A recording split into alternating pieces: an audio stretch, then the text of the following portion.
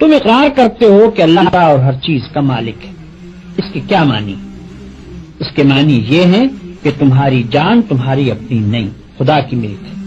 تمہارے ہاتھ اپنے نہیں، تمہاری آنکھیں اور تمہارے کان اور تمہارے جسم کا کوئی عضو تمہارا اپنا نہیں. یہ زمینیں جن کو تم جوتتے ہو، یہ جانور جن سے تم خدمت لیتے ہو، یہ مال اسباب جن سے تم فائدہ اٹھاتے ہو، ان میں سے بھی کوئی چیز تمہاری نہیں. ہر چیز خدا کی ملک ہے اور خدا کی طرف سے عطیے کے طور پر تمہیں ملی. اس بات کا اقرار کرنے کے بعد تمہیں یہ کہنے کا کیا حق ہے کہ جان میری ہے، جسم میرا ہے، مال میرا ہے اور فلاں چیز میری ہے. دوسرے کو مالک کہنا اور پھر اس کی چیز کو اپنی قرار دینا بالکل ایک لغو بات.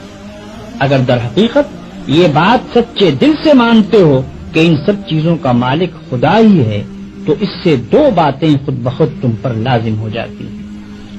ایک یہ کہ جب مالک خدا ہے اور اس نے اپنی ملکیت امانت کے طور پر تمہارے حوالے کی ہے تو جس طرح مالک کہتا ہے اسی طرح ان چیزوں سے کام لینا چاہیے.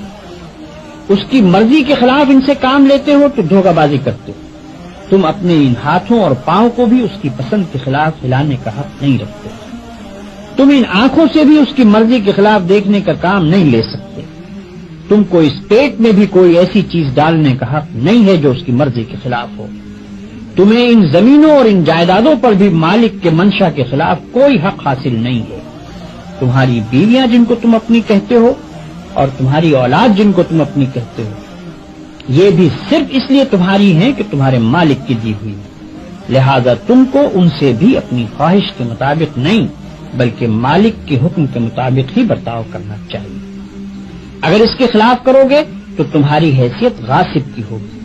جس طرح دوسرے کی زمین پر قبضہ کرنے والے کو تم کہتے ہو کہ وہ بے ایمان ہے، اسی طرح اگر خدا کی دی ہوئی چیزوں کو تم اپنا سمجھ کر اپنی مرضی کے مطابق استعمال کرو گے یا خدا کے سوا کسی اور کی مرضی کے مطابق ان سے کام لوگے